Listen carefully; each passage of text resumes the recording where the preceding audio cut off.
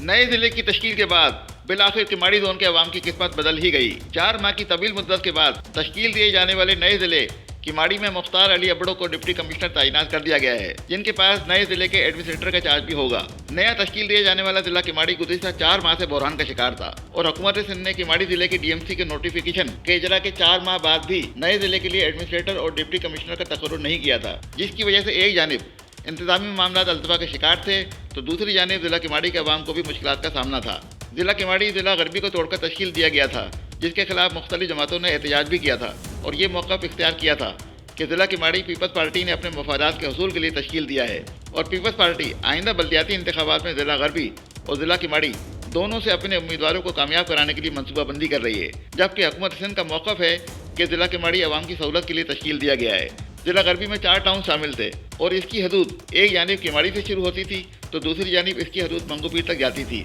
जिला गरबी आबादी के लिहाज से भी बड़ा जिला था। जिला गरबी की 39,14,000 की आबादी में से 18,27,000 की आबादी को नए जिले किमाड़ी में शामिल किया गया है। नया जिला Keamari Baldia town sub division, site sub division, harbour sub division और माड़ीपुर सब डिवीजन पर मुश्तमिल है, जबकि जिला गरबी औरंगी सब डिवीजन, मंगोपीर सब डिवीजन और मोमिनाबाद सब डिवीजन पर मुश्तमिल है।